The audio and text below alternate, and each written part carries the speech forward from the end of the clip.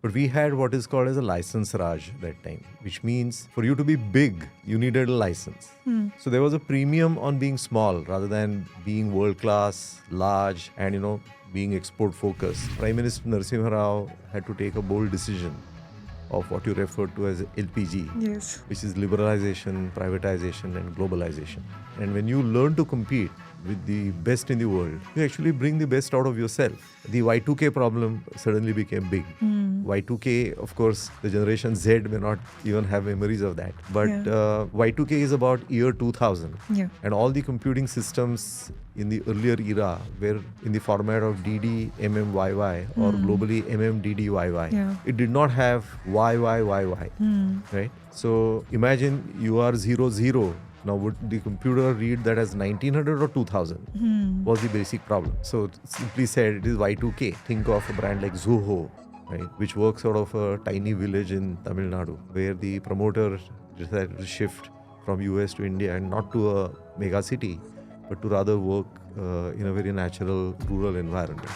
And they have created a slew of products. So it's not just being a service provider, but to rather create your own IP and your own products. That's very important. A war which has recently broken out does have an impact from the Red Sea, Suez Canal, the disturbances to the trade routes perspective. And we did see a surge of that a few months ago. I think 25 years later, India looks like very developed country. Undoubtedly. Because I'm sure, there is a lot of energy in the youth, people like you who want to do things differently, right? And value gets created out of doing things differently. Yes. Value does not get created by doing the same mundane things. Yeah, the again and market again. will always Absolutely. pay the outliers. Exactly. Right? Hi, so thank you so much for tuning into this podcast. This is my pleasure to bring this content to you because I believe this has potential to change the way you think. We have had different guests from diversified fields. Today, it's my pleasure to have Dr. Abhijit Phadnis on this podcast. As a student who was growing up to learn the world of finance, his name always came up as a thought leader. With his superpower of simplifying complex contexts or complex situations or concepts, he has opened up the worlds of knowledge for many people like you and I. He has a YouTube channel called Friend Trainica, where he has simplified all the complexities of financial sector and made it accessible to people. In today's episode, he's going to talk to us about the story of India's growth. So in this podcast, Dr. Phadnis has covered all these aspects that we need to know as a citizen, looking into the future, what next 25 years can happen for us if we stick to certain policies. Hello, sir. Thank you so much for coming here. Pleasure. Yeah, for us, having an expert like you, it's like a big thing. So today is the biggest day for this podcast. So thank you so much for coming here. Indeed, my pleasure. Yeah. Sir is a great name in economics. And today we have an opportunity to discuss about Indian economy and how it has grown from the 90s to how it will look after 30 years from now. We are celebrating Independence Day shortly. So when I was looking back on the 75-year record, one major economic reform that came to grab my attention immediately was the LPG reforms. I think all the students have studied it in school, right? LPG, it's like a 5-mark question for sure. But many people don't go beyond it. So today, so can you explain why LPG was a need of that time? Because when India became independent, we were sort of living on Russian philosophy. Socialism was prevalent. Many leaders were following that. Congress government and other than Congress government, both of them always stuck to socialist norms when it came to policy. So what was the reason why they had to pivot and move to globalization and kind of go away from socialism? So while socialism has a good objective, which is to do good for the people, but it cannot be at the cost of industry. Finally, it is the industry which can generate employment and really do good for the country in the long term. But we had what is called as a license Raj that time, which means for you to be big, you needed a license. So there was a premium on being small rather than being world-class, large, and, being export-focused. And then you have to struggle really, to even utilize your capacity fully and go beyond. So naturally what happened was we were not competitive globally. We could not export to the potential that we had. And on the other hand, we had import dependency. So a stage comes when you are naturally handicapped, you run out of foreign currency reserves. You barely have 17 days of imports worth foreign exchange. And then you are in absolute dire straits. Right? So it was at that stage that Prime Minister Narasimha Rao had to take a bold decision of what you referred to as LPG, Yes. which is liberalization, privatization, and globalization. So we could not afford to be away from what's happening in the globe and be in our own cocoon. Right? So we had to open up and challenge ourselves to be world class. So the downside of also the license Raj was enormous protectionism. So you're trying to protect, but protection of this type is of no use. You need to really compete, right? And when you learn to compete with the best in the world, you actually bring the best out of yourself. So that's an opportunity. So it was in a very difficult situation. We had to even, pledge our gold at that time. It was a major news that gold had to be airlifted out of the country. So it was not something which we did, purely out of choice. It was largely out of compulsion. But having done that, now we are 33 years away from that event. And the nation has learned a lot. Yes. So I think broadly this is the way I would put it, that while liberalization and globalization happened immediately, privatization took its time, because privatization is a very sensitive word. And I'll tell you something about it on the lighter side as we converse. Okay. Yes. So, sir, if we want to compare the situation before the LPG policy and after that, what are the top sectors that benefited the most because of it? In fact, after the whole policy was announced, there was a lot of concern among Indian industry. A club called as Bombay Club was formed at that time, which was a group of Indian industrialists who started coming together and started really conversing about how do we cope up with the challenges which are going to be thrown at us. Because the first concern was that either our brands would be up for grabs by the big daddies of the international trade or industry, or we would be up for grabs as a company itself. And this was after history of colonization. Yes. So I'm sure they had some kind of fear in their mind. Exactly. Plus, they were not competitive. The bigger concern was they had not kept pace with what was happening globally. We had long queues for everything here. And that resulted into inefficiencies in the system. If you're efficient, you're competitive, and then you have to compete with the best in the world, it's not a problem, like what we are doing now.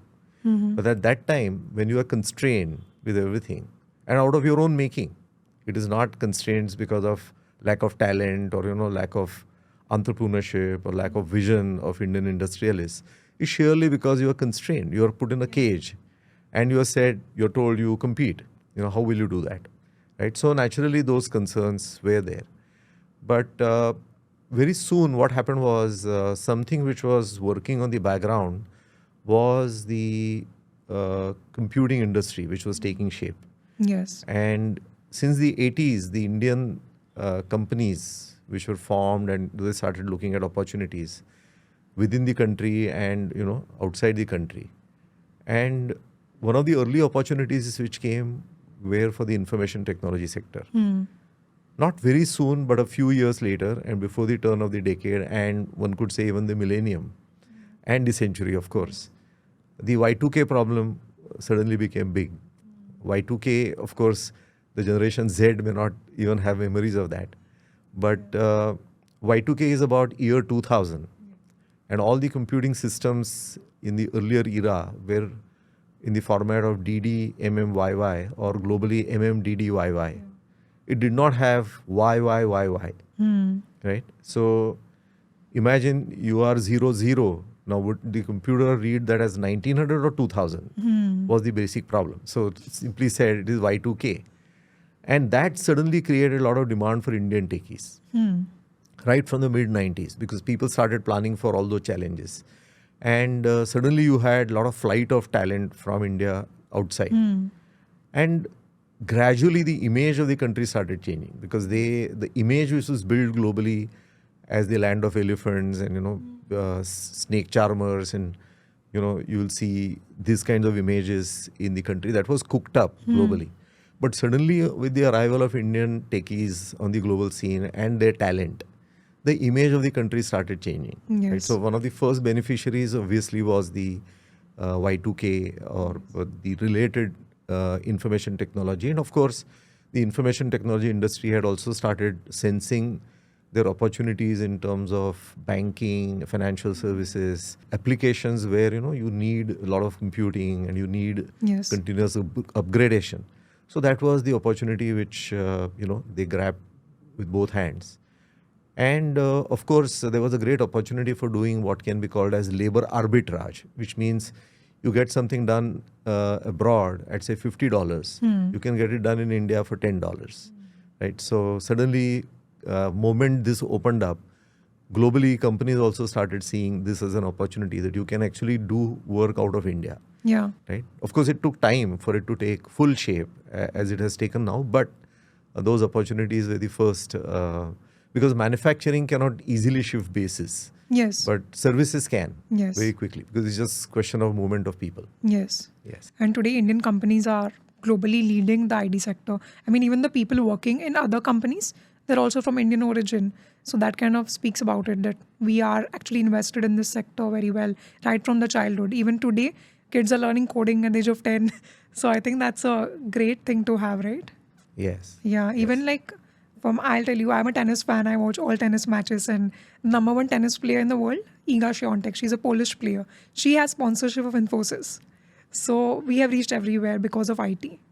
Yes. Yeah. So are there any other sectors apart from IT which grew because of these liberalized policies?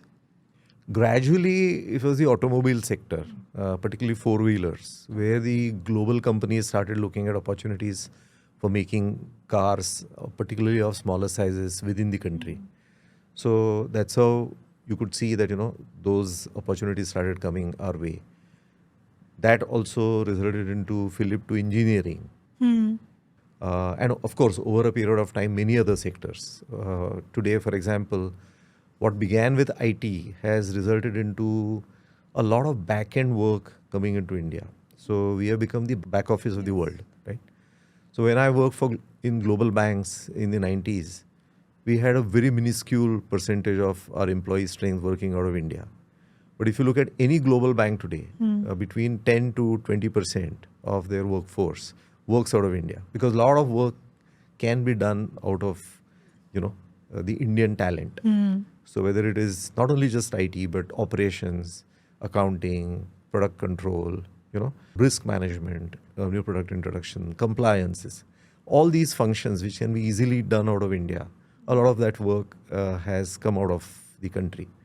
And lately, engineering services, Yes. design, right, research and development. So a lot of global pie is shifting to India for doing work in these industries. So obviously, even for information technology companies, from a pure labor arbitrage where you're just providing manpower, to growing in the value chain in terms of getting into consulting, taking up projects. And recently, something which was our handicap, but recently we started seeing Indian companies in that space, which is products. Because you do services, IP belongs to somebody else, right? But unless you create products with your own IP, which is Indian companies, right? So think of a brand like Zoho, Yeah. right, which works out of a tiny village in Tamil Nadu, where the promoter decided to shift from US to India and not to a mega city, but to rather work in a very natural rural environment. Yeah. And they have created a slew of products. So it's not just being a service provider, but to rather create your own IP and your own products. That's very important. And then that has spilled over to the two-wheeler industry as well. Today, Indian two-wheeler manufacturers compete with the best globally, right? And they have invested a great deal in research and development within the country. And this is something very interesting. They said when they started interviewing candidates, engineering candidates, typically from premier institutions, the IT would take them away, or financial services will take them away, or consulting would take the best talent away. So they had a problem. How do you actually source talent? So they went to not necessarily so bright candidates or universities. And they started conducting interviews in local languages. They said, we don't care about whether you speak English well. We care about whether you have a passion for engineering. Yeah. Right? We have seen the emergence of ISRO and aerospace, right? Yes. And that has come out of our homegrown talent. Yes. Right? So we have enormous talent, and it's not only restricted to so-called top universities, right? So it's percolated all over the place.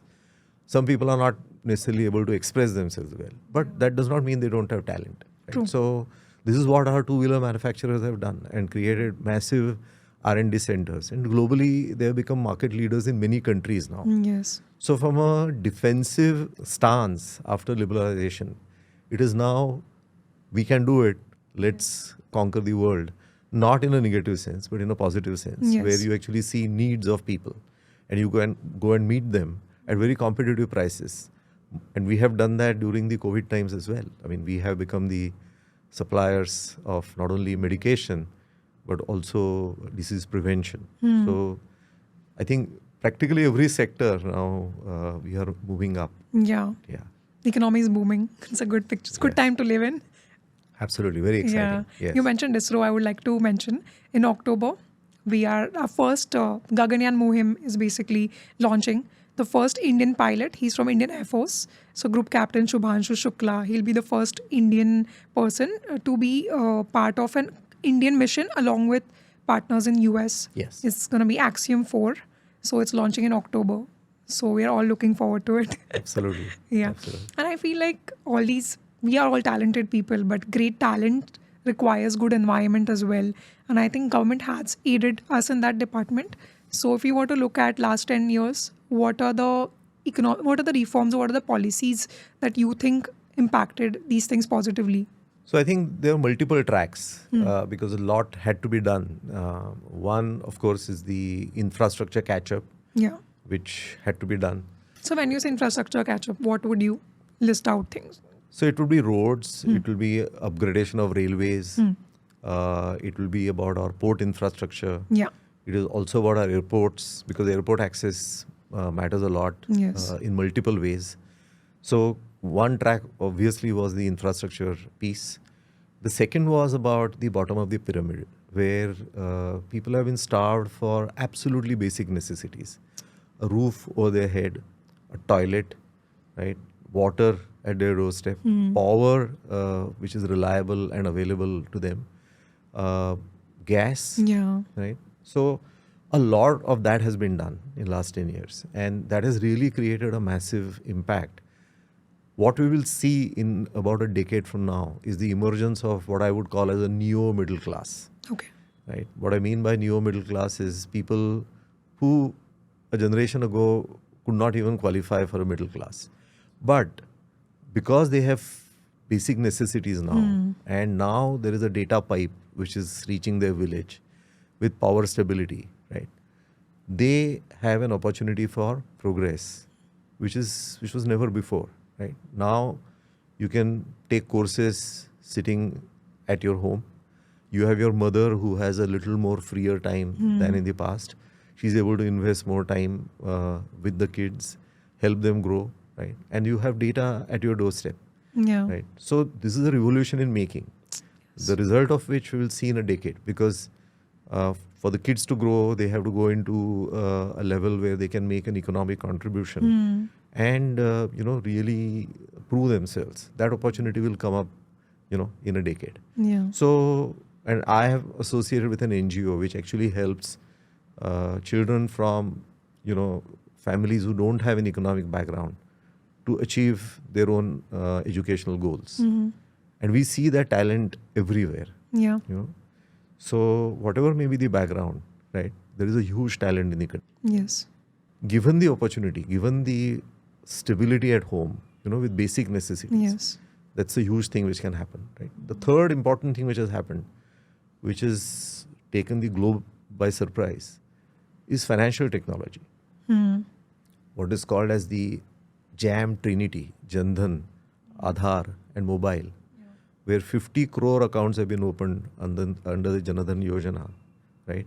You link them with Aadhaar and mobile, right? You can do direct benefit transfer.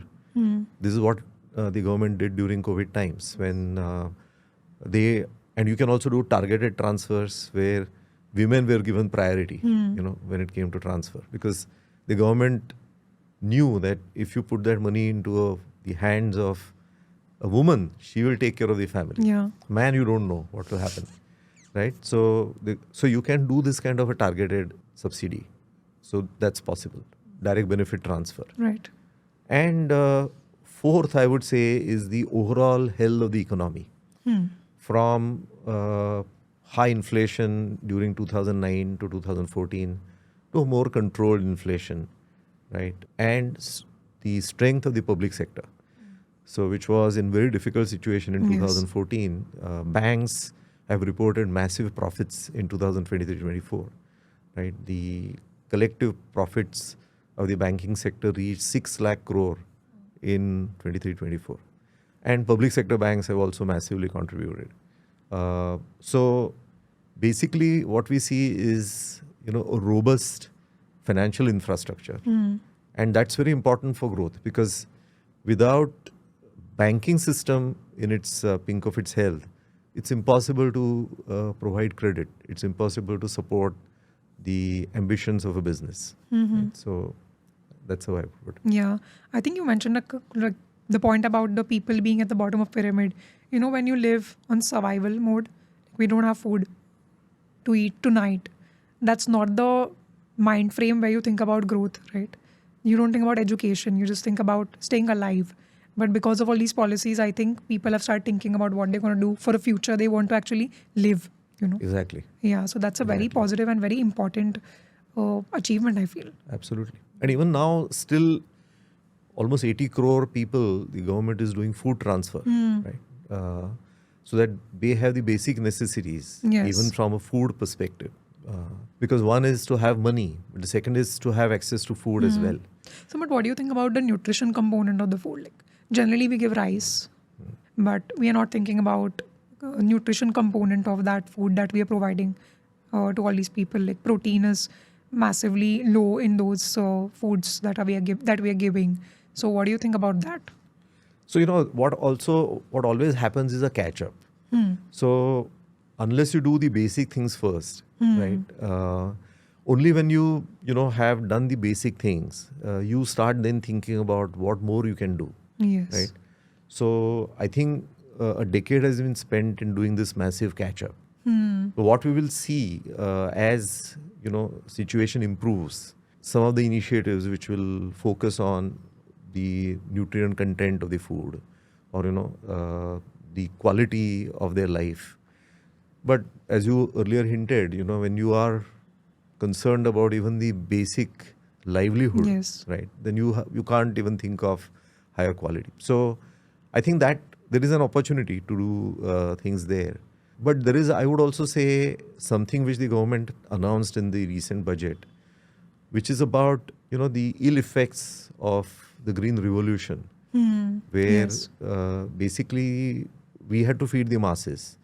But as I was mentioning, even the quality of what we are producing, from the long-term impact on human health perspective, where if your entire agriculture is highly chemical driven, right, whether it is the fertilizer or whether it is the pesticides or insecticides, you are putting a lot of chemicals into the soil. So this is the first year the government has announced a move towards natural farming of almost 1 crore of farmers. Now imagine if that really, it's not easy, but if that comes about, you actually are going to make a significant shift in the income profile of the farmers, because natural farming is a very low input cost farming. Yeah. And on the other hand, you're going to make high quality food available to a larger populace. So it's not just the nutrient content, but finally, from a quality of the food, from the perspective of what potential damage it can do to your health. If it's heavily chemistry driven, then that also needs to be given attention. So that's something which, as I said, all these qualitative aspects, we have to focus on quantity Yeah. first, right? Once you focus on quantity, those things are addressed, then you can start looking at quality. So I think as we become, a richer country, I'm not saying richer in the sense of Western world, but every year we are becoming richer, right? So qualitative focus is bound to come. Yeah. So, like you mentioned, before globalization, we were pretty much protective about our resources. So, after globalization, one disadvantage I would say is that you depend a lot on the global factors. For example, the wars happening in the Middle East or Israel, or the instability in countries like Bangladesh, Sri Lanka. So, what do you think other events happening globally are going to impact in Indian economy specifically? So it's a little loaded question because Yeah, open-ended. different factors play Yeah. differently. But for example, when the Russia-Ukraine war broke out, it had an immediate impact on the prices of oil. Right? But I remember in one of my videos, which I very soon created after the war broke out, I did say this, and it's there timestamped, Yeah. that I wouldn't be surprised if India starts importing Russian oil, Yeah. considering the personal friendship that our Prime Minister has with Mr. Putin. And 3 weeks later, I saw that news that India is going to import Russian oil, which was resisted by Europe and Yes. the Western world. But we did not budge. Yeah. And today, Russia is our biggest oil supplier. So we have played that dynamic to our advantage. So this is where geopolitics comes into play. A war which has recently broken out does have an impact from the Red Sea, Suez Canal, Yeah. the disturbances to the trade routes perspective. And we did see a surge of that a few months ago, right? And the Indian Navy showed Yeah. its blue water capability of actually doing these kinds of rescue operations in the high seas. So this in a way throws a lot of challenges to us, because suddenly you have to then take a detour in terms of your trade route. So it disrupts your supplies. It has the potential of increasing oil prices, but that has already happened in 2022. And even now, in spite of all the surge which has happened in the Gulf region, we don't see surge in oil prices. But as a country, we have to be prepared. If that happens, how do we cope up with it, right? So you have to manage your risks as a country.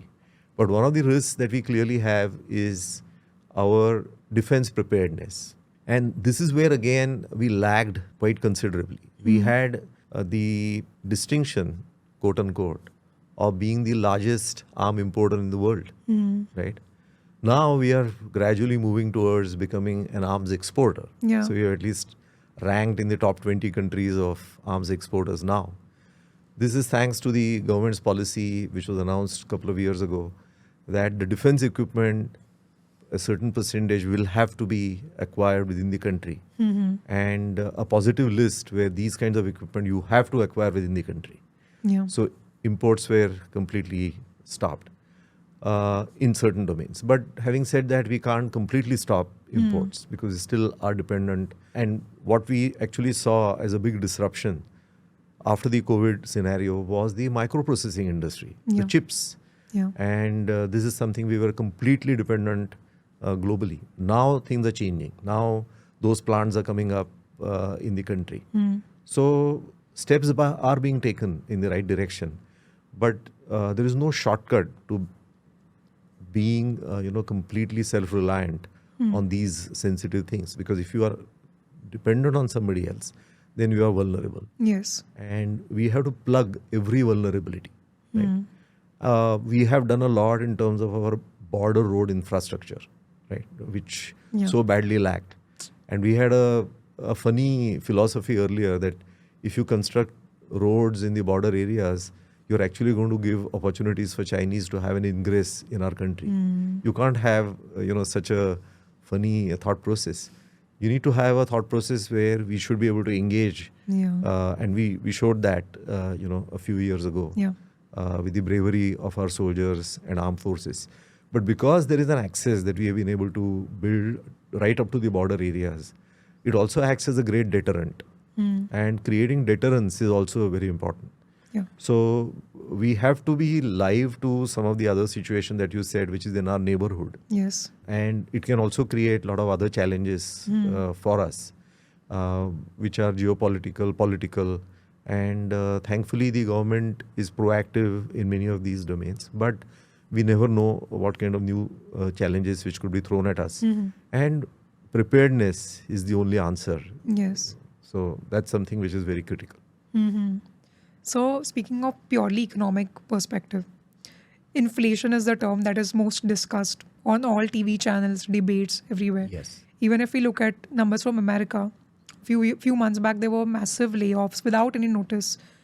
Indians, we also have some layoffs. Not all companies are healthy, but I feel personally that we are able to control inflation to a certain extent. The impacts of the shock of inflation, we have controlled it to a certain extent. What is your opinion on that? So, inflation is driven by two factors.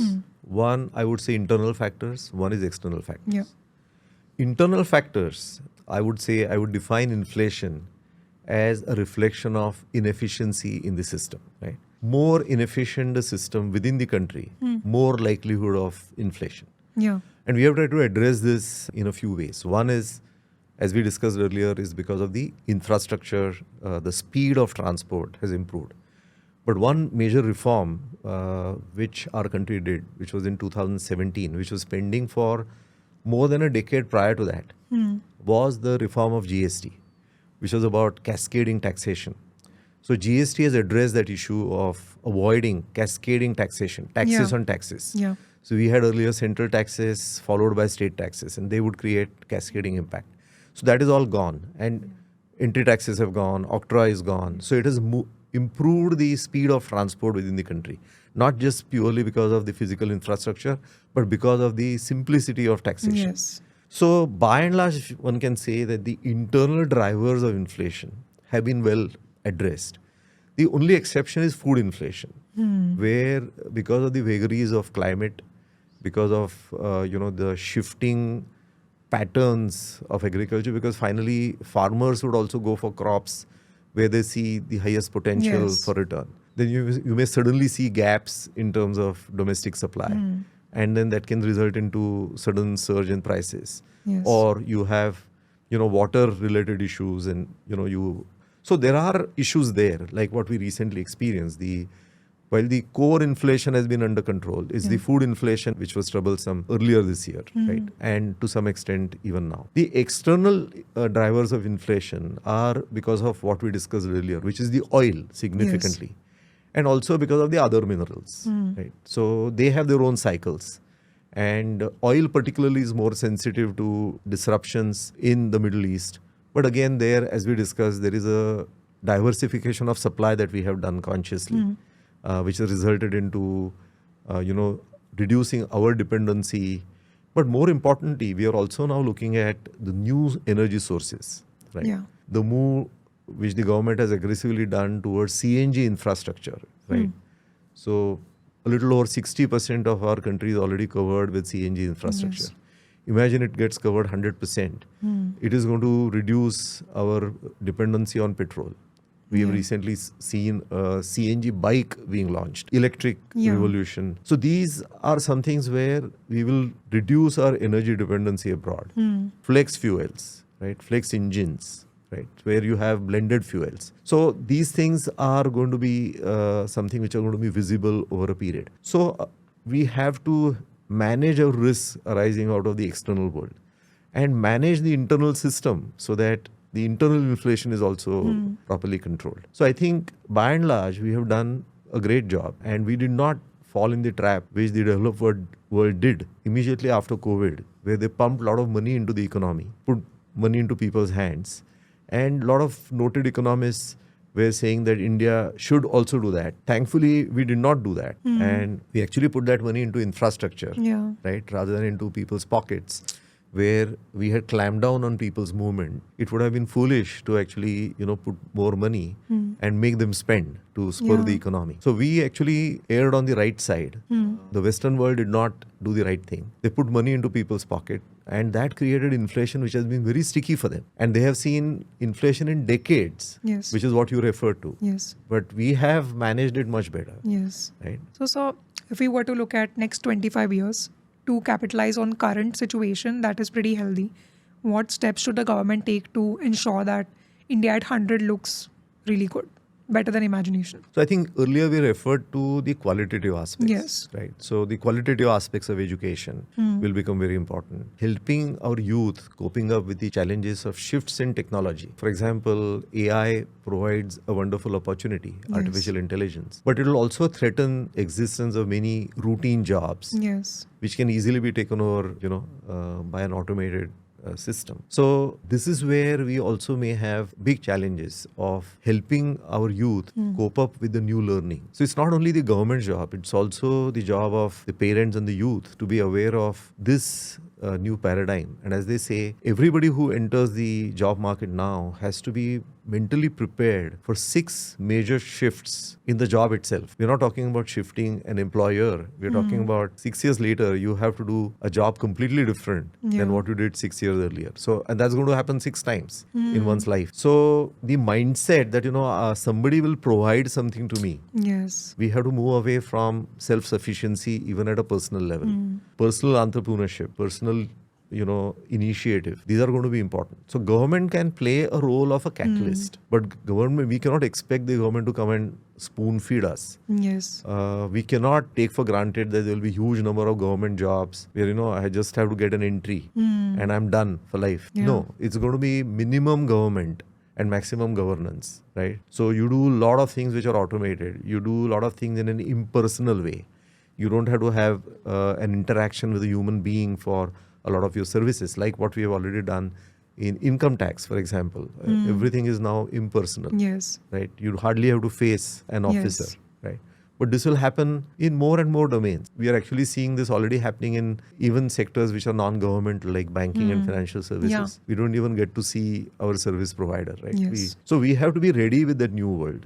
So the government in the interim budget did announce 4 important themes, which I think are very important, which are Jai Jawan, which is our defense, Jai Kisan, which is our agri. Yeah. So we have to take agriculture to a new level. Yes. Right. So as the government wants, they should not just be Annadata, they should also become Urjadata. Yes. So they should also become energy providers. Yes. Right. Thirdly is about Jai Vidnyan, which is about science and Science. technology, and Jai Anusandhan, which is about research and development. So we have to, the government will do its own bit, but we have to be also ready to learn new skills. So I cannot at my age of 62, say that, I'm done. No, I have to learn new skills. Yes. Right. I have to do courses, and a lot of online courses are available today. Yes. So I have to upgrade myself. Right. I have to be contemporary, and age is not relevant here. Yes. It's how contemporary you are. Right. Are you willing to learn? Yes. Are you willing to pick up new skills? How adaptable you are How is the adaptable biggest you are. skill. Absolutely. Yeah. So it is going to be a convergence of the government's effort, right? The 5,000 rupees on the whatever stipend which has to be paid, they can use CSR funding